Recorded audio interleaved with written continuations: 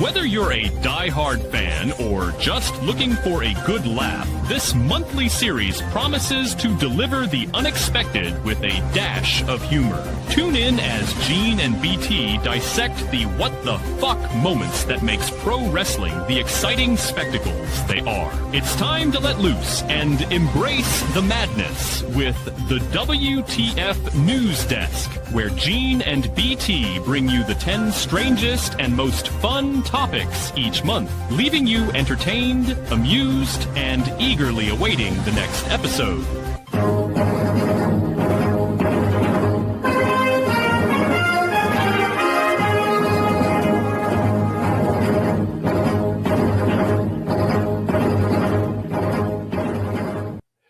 Hey folks, we're live from 304 Studios in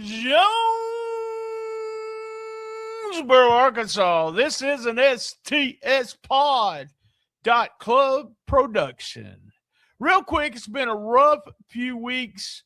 I want to apologize for taking so long at getting WTF out. Gene is a busy man right now. He got a new job. He's doing a lot of podcast projects. And as everyone knows, my mom has been in the hospital if you follow my personal Facebook page. So never was able to hook up with Gene. I gave him the idea. I'll do it by myself this month. And then we'll be able to go from now on, hopefully, because I may record 10, 9, 8 one day and 1, 2, 3 another day. Who knows? But it will go out, and it's going out. And I say, Gene is off on assignment. This is episode 95 of WTF, episode 1050 of STSpod.club. Make sure you check the podcast feed. I know that's where you're listening to this at, or you're watching it on stream. If you're watching on the stream, you want to follow our podcast feed, Shooting the Shiznit. You're not going to miss a thing. I also co-host season 2 of USWA Retro Podcast. You search Retro Wrestling Review Podcast, reviewing USWA 1991 week by week. Josh and Gene, fun stuff. I have a Patreon. Go to stspod.club in the right-hand corner. Join us on Patreon. Listen to some stuff for free. But, guys, we have 1,100-plus episodes uncut. When this goes off, I'll talk about stuff that I wouldn't talk about on the main feed. So we call it the B-side. And also we have exclusive shows. We have the CWA week by week in 1987. And then Gene and I do some right along ringside where it is us watching shows and just talking. It's not really a watch along, but it is. I just want y'all to know that. You can email us at stspodclub@gmail.com. We also at stspod.club. There is a link of all links in the right-hand corner. Join in Patreon, or we do the Shiznit Minute every day on Facebook, TikTok, Instagram, Rumble, X. Every day we're talking about the current wrestling scene in 1 minute. Been doing it for 3 years. Hadn't missed a dang day. 5-minute time limit. It's happening this week sometime. And also on Saturday, 11 a.m., the debut of the Power Pro Retro Podcast with Rob and Gene and me going week by week. This is a project that's going to take close to 4 years to complete. I'm excited about it, and I already feel tired. As you guys know, I like to do business on WTF. Number 3 most listened. This is just the audio feeds. In the studio with BT, episode 2, Rob Helt, episode 1039. Cassette Wrestling News, episode 17. That's episode 1038. And the number 1, and this was across the board, it is audio listens, but it's also video, streaming, everything. In the studio with BT, episode 1, Mike Anthony, episode 1037. Had 2.5 hours. You guys know I'm the best little wrestling podcast in the business. Well, that wasn't a little podcast, and I wanted to release it all at once. Came out very well. Thank you again to Mike Anthony. We broke this month. We broke our all-time Instagram record again. Thanks for following us on Instagram. 38% increase on Memphis Wrestling YouTube videos month over month. A 33% increase on our STS Pod Club YouTube numbers month over month. We had some slight decreases in Memphis Wrestling Facebook and Rumble, but I wanted to note this. Per video view on Memphis Wrestling Facebook was up, and on Rumble it looks like a lot of people are watching the streams like you're watching them right now.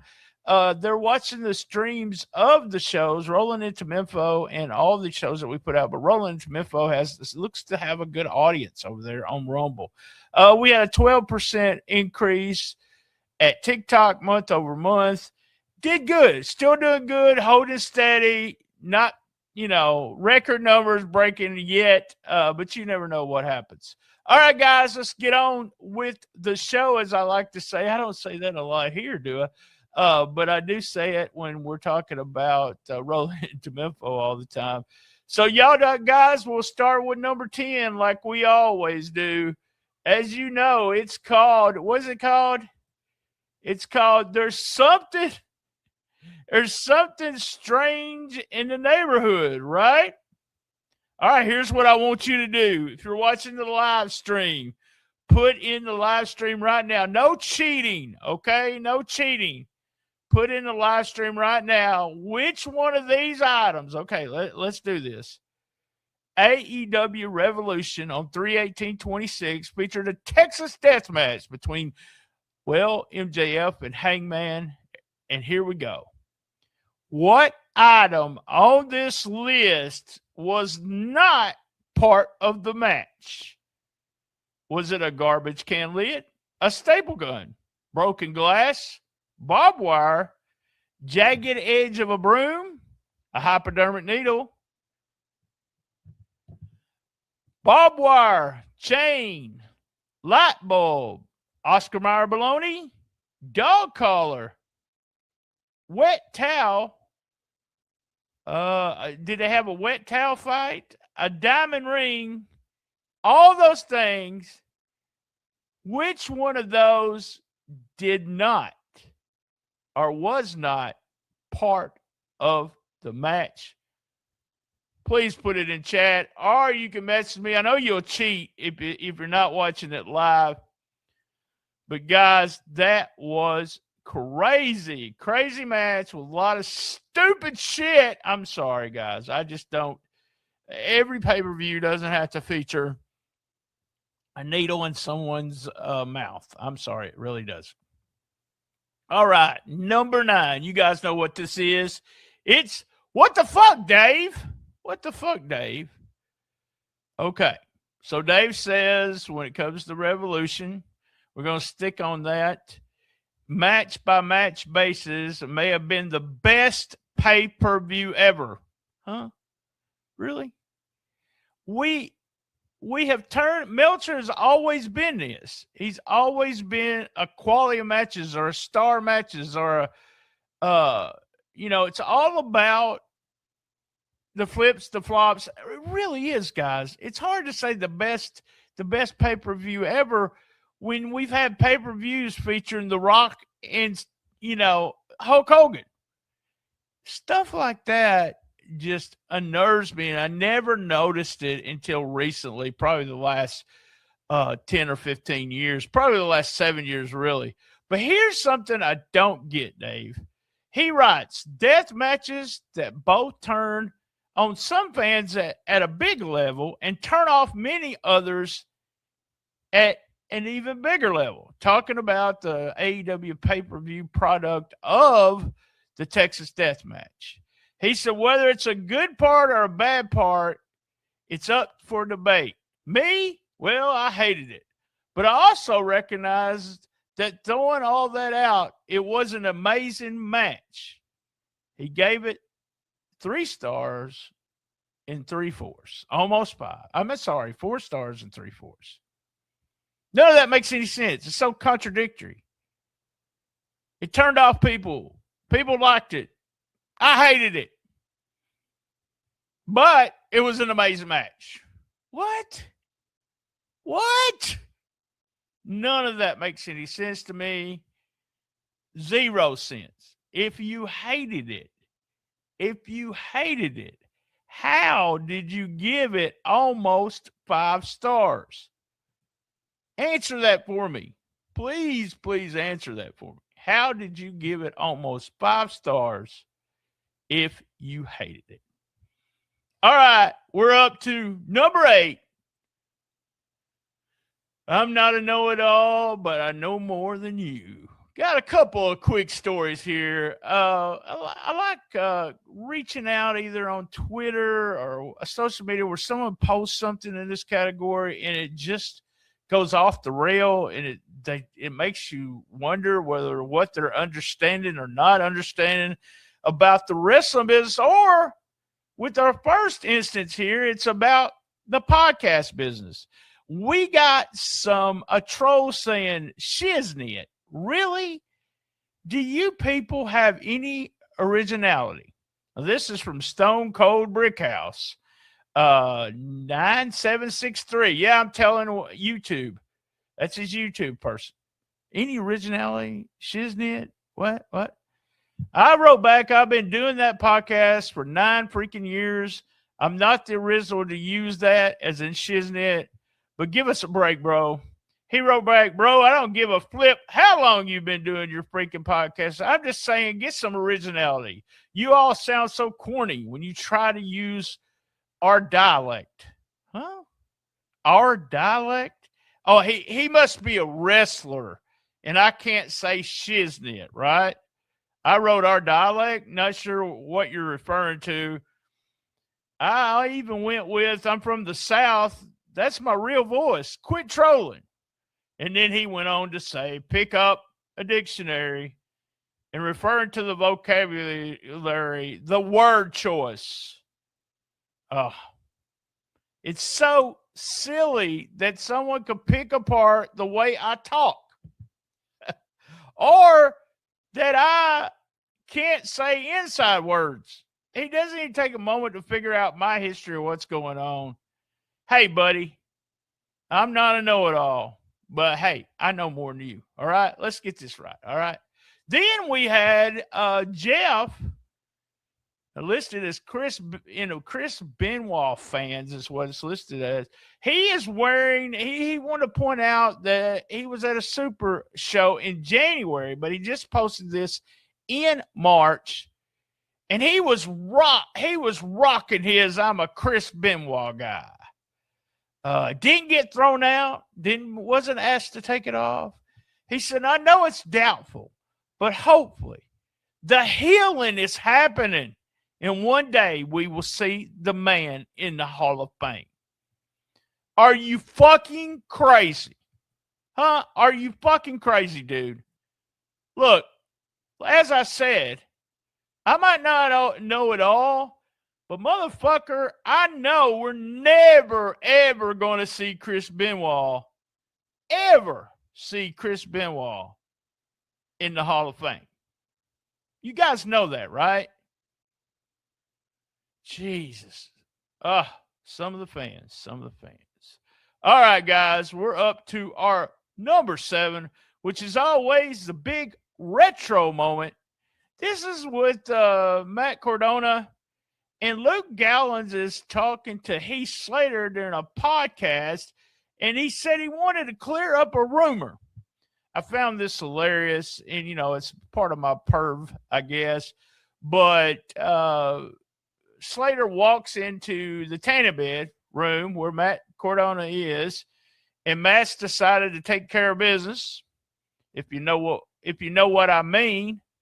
And right mid-stroke, Heath walks in, turns around and leaves. And so we end up seeing Matt on another podcast where they try to confirm this with Matt, that he was caught masturbating in the tanning bed. What the fuck? I mean, who hadn't masturbated in the tanning bed, right? Right?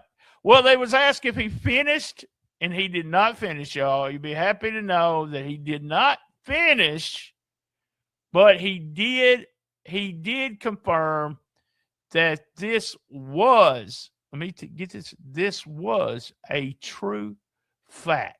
That's right, a true fact. Well, this brings us up to number 6. I don't even know where I'm at. Number 6. I got so much stuff on my screen right now doing this by myself. Well, I want to watch this video real quick. As we were watching the video, we had a ref bump, and this was at OVW. We had a ref bump, and then the referee had a seizure right there. Al Snow being the leader here of OVW. Everyone's shocked to see something like this. Guys, stuff like this happens in the business all the time. But if you're watching the video with me, it's kind of hard to look at in the sense that I don't know why they moved him, why they kicked him. That's the part that pissed me off. If you got anybody that's seasoned out or you can see that they're hurt, don't touch them. Stop the fucking match. I don't care if you're doing one of those fucking pay-per-views or whatever you're doing. Guys, you got to stop the match. You got to put the X up. You got to have people in.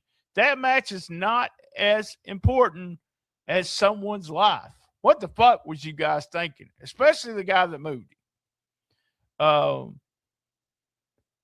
The referee was in the hospital and made a point they wasn't mad at anyone and as a whole, and he's doing okay. He stayed 24 hours in the hospital. But man, this is there is a criticism. I can give you a criticism, okay? Because to be a professional, you got to know all kinds of stuff like this. To be a professional wrestler, you can't do stupid shit like moving somebody that's having a seizure. Now, we make jokes about Jimmy Valiant acts like he's having a seizure when he gets beat up. But this, if you watch the video with me right there, this was clear. This was shoot, as they say. And guys, don't touch him. Come on, Al. Give him a little bit better rules and regulations when it comes to stuff like that. Guys, we did it. Now we're going to 5, 4, 3, 2, 1 after the commercial break. And we're going to talk about something at halftime. Now, on with the sponsors. Memphis Wrestling is on fire. Join us live this next Sunday, April 19th. Eugene returns to Memphis Wrestling, plus the bounty hunter Brian Keith. Saturday, May 2nd, handsome Jimmy Valiant is coming to town for TupeloCon. Sunday, May 3rd, WWE Hall of Famer Boogie Woogie Mane Jimmy Valiant returns to the Wrestle Center. Sunday, May 31st, Big Vito is coming to Memphis Wrestling. All tickets are on sale now. Get yours right now at memphiswrestling.tv.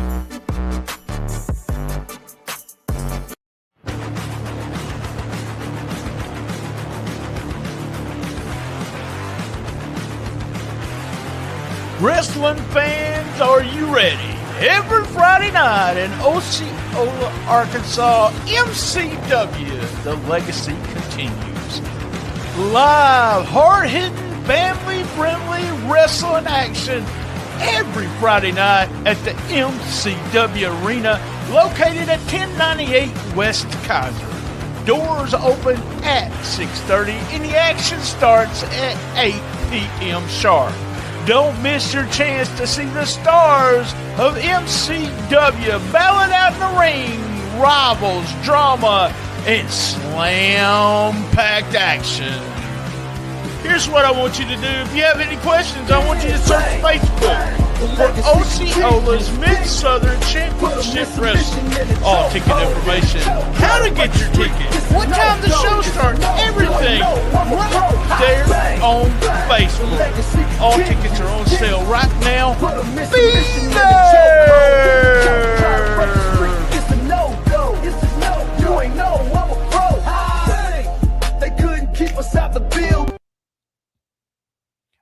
we're back. Halftime.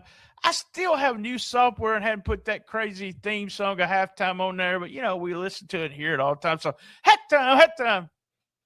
Got to dance. How about that? I want to talk about something, and I'll need some feedback here because I don't have, as we mentioned, Gene is off on a assignment, taking time off, but I hear this talked about all the time. People saying stuff, and Meltzer throws it out a lot. Everybody throws it out a lot. The old guys always talked about what the new guys are doing is not good for the business. I used to have a joke with my old buddy, Brian Thompson. As soon as he picked up the phone, he would say, "Let me tell you what's wrong with the wrestling business."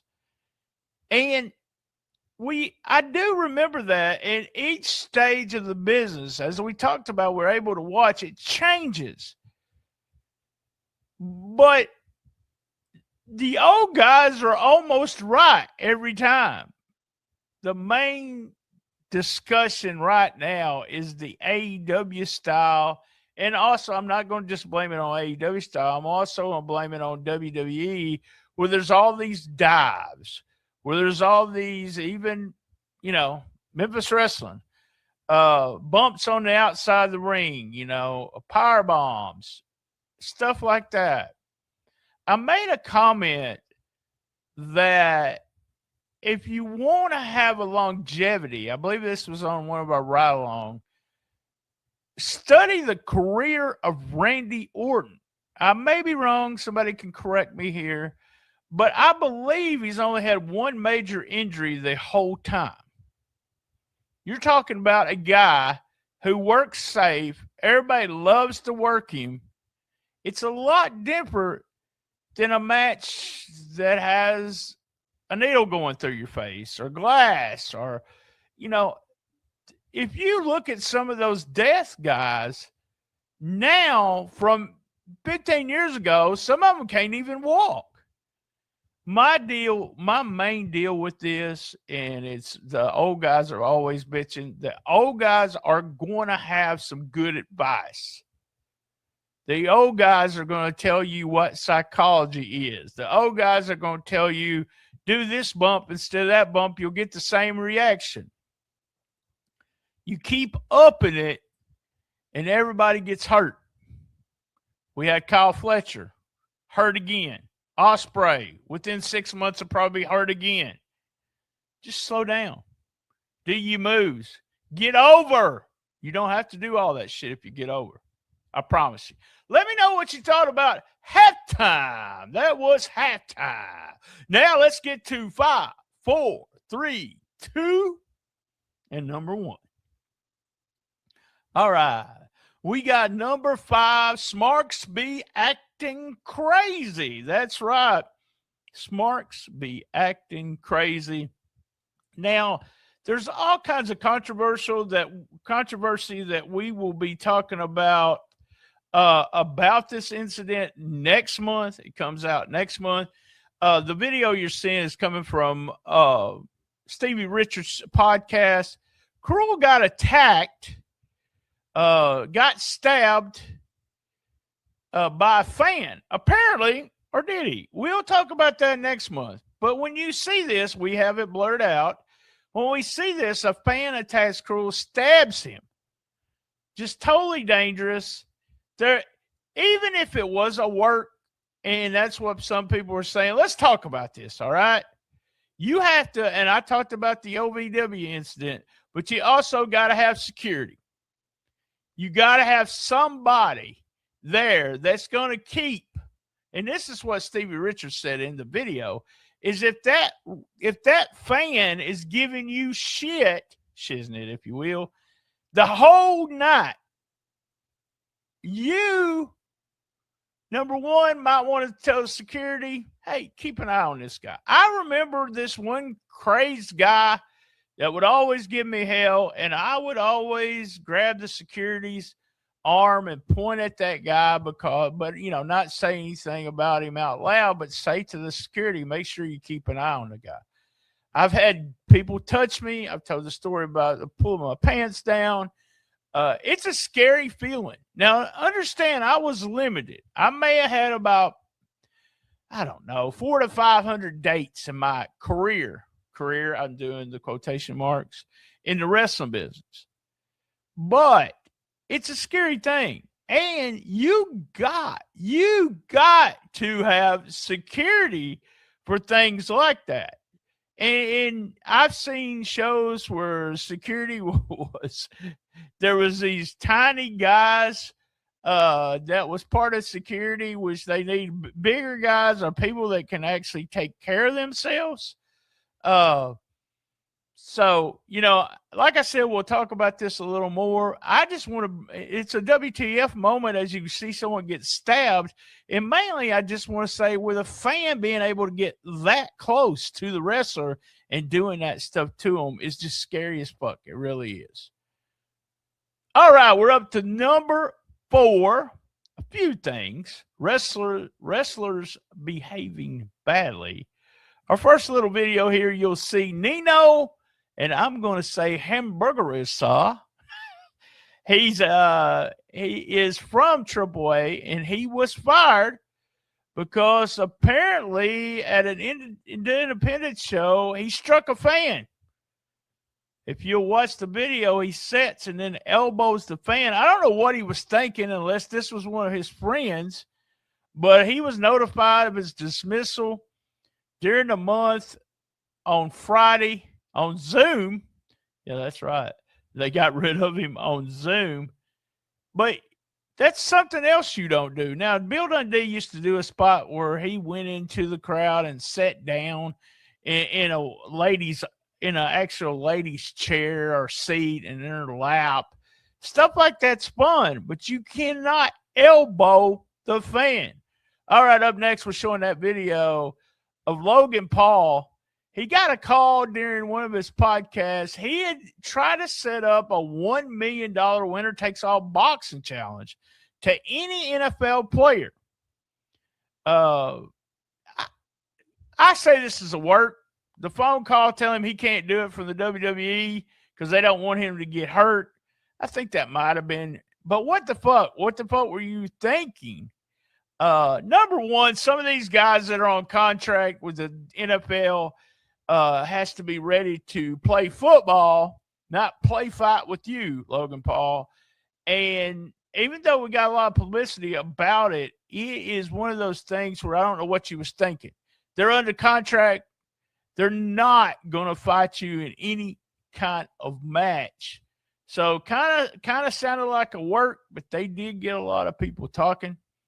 And speaking of people talking, wrestling's behaving badly. We had Tama Tonga, and you're seeing a little bit of the video here. I don't see a big deal about it. Apparently, there's some people in the ring going over their matches before the matches. He got fined. They're saying $2,000 for filming this backstage before the show starts and showing what was going on. The people in the ring looks like they're going over spots and such. Man, no big deal to me, guys. I mean, the business has been exposed many ways, but I don't believe Tama Tonga will do it ever again, right?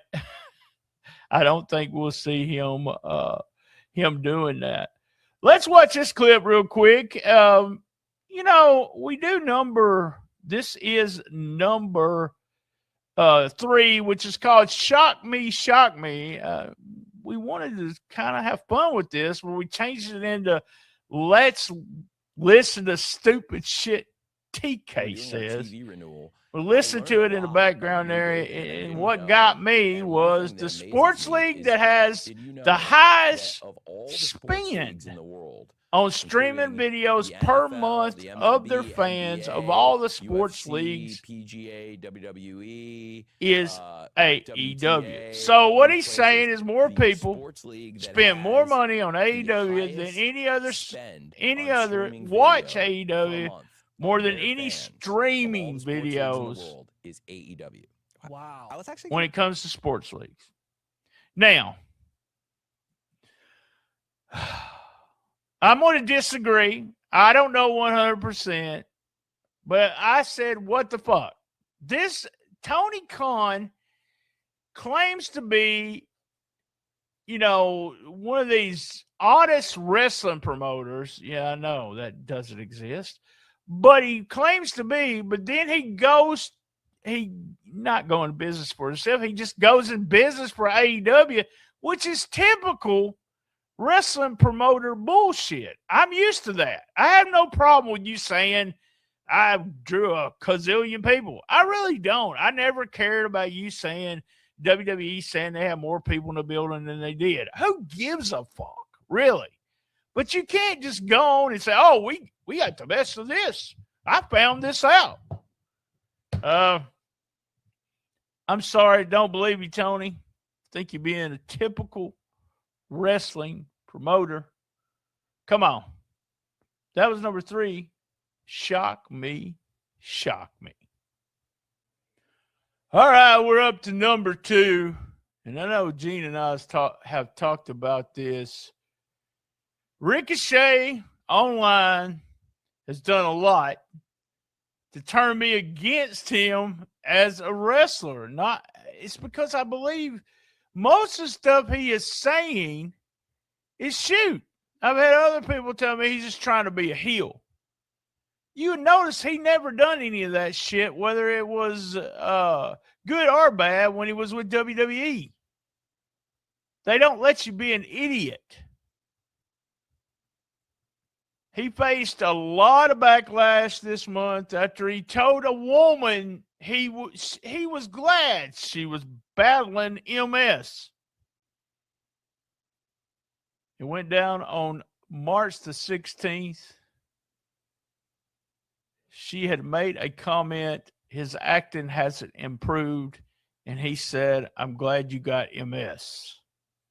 Then he took it down. He apologized. Here is the thing to think about. This is what pissed me off about this and said, what the fuck? When he saw that lady, he had, instead of just commenting, don't you think he had to go out of his way to look at her post, to talk about her MS, to spend some time with her about that? What the fuck, Ricochet? He apologized. He didn't get fined. He didn't get in trouble. Go back to TK being, no, he's supposed to be a cool owner. No, he's right back on television. This is the kind of shit that I would control. Tell them this is what you can say, this is what you can't say on social media. That was number 2. What the fuck were you thinking? Ricochet. Ricochet's an idiot, is what I wrote also. All right, we're up to number 1. Number 1. What the fuck? So, revealed this month, and as they reported on the Observer, one of those what if moments in pro wrestling. Report coming out that Tony Khan had put in a bid for WWE in 2023. What the fuck? Really? I mean, y'all know he's got the money. He's a huge money mark. Don't call him that. Fuck it. So he tried to get the WWE, much like Vince bought WCW for pennies. He wasn't going to buy it for pennies. But apparently had put a bid in of $6.9 billion. That's right. You know, this shows me a couple of things. I was surprised, but it also shows me a few things is, you know, Tony's not a dummy in the sense that he knows what the number 1 promotion is. And if he knows if he bought that, he could take over and do his brand of wrestling 24/7, whatever. But he doesn't understand that if he bought it and did his brand of wrestling, he is still going to have a niche, whatever how you want to pronounce it, audience. It's not going to change. Now, there's been all kinds of talk of the upswing of the ratings. Something Bischoff said one time. You know, a guy who's been in the business forever. This is all about a period of time, not weekly. You can maybe, it's just like anything. What's my views weekly? It doesn't matter. It's all about, and I had to learn this too when doing the podcast. I'm looking at a yearly day. How much are we doing per year? I have a yearly goal. If I hit that goal, I'm happy. If I don't hit that goal, then we'll do something different next year. We don't stay on the same path. We have to change. He believed he could buy WWE, keep the success going, and they would have changed everybody they pushed. And I'm not saying the AEW roster is bad. MJF is one of my favorites. I love Ospreay. I love Kenny Omega. I may criticize them, but I love those guys. The Young Bucks, fantastic in the ring. FTR. But he would not be any more he would not be any more successful running the WWE than he is with AEW. Not saying he is not successful. I'm just saying it would not be more there. That style of wrestling is for a certain amount of people, and that certain amount of people will fluctuate up and down. If they get somebody hot, they could hit that million people watching a week again. But is there somebody in the business that would get that hot? Is there somebody? That was our number one for the month. Well, Tony Khan put in a huge $6.9 billion bid for WWE. Guys, you know what I'm fixing to say. Same bad time, same bad channel on the best little wrestling podcast in the business. Be there. And as everyone knows, y'all know this. Get well soon, mama. I love